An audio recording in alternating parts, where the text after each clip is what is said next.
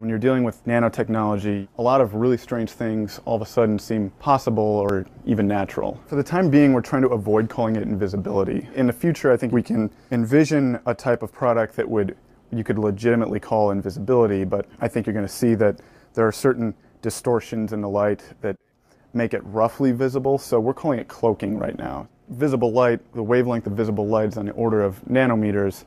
Nanoparticles are on the right scale to sort of interact with that and manipulate it.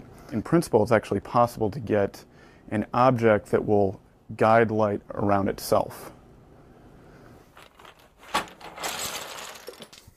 The sphere is this sort of easiest shape to do. Right now we can only cloak convex shapes, and that has to do with the sharp angles. So things like spheres and even cylinders, for the most part, we can do a pretty good job with. Squares, we can do it halfway decent job with, and then when we get to things like triangles where they have the more acute angles, that's where it sort of bends the light in a problematic way.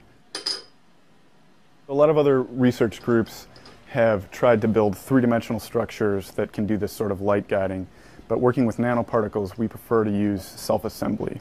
And in turn, we prefer to use liquids because as the liquid dries, the particles can come together in a particular way. So by controlling the structure of the particles, we can control how they come together. Go ahead.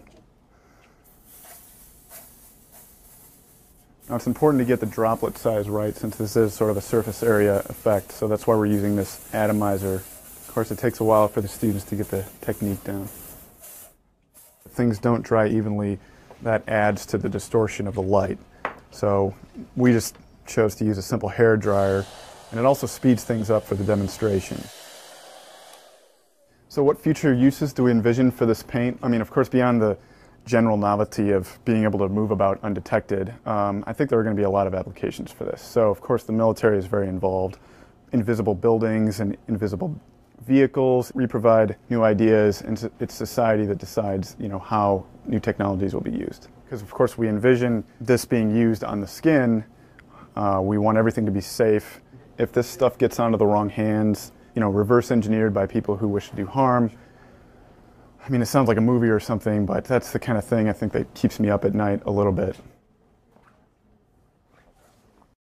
Well, basically, the words would be too great to say teleportation, but in a way, the broken key has disappeared from the current location and it showed up in a different ion chamber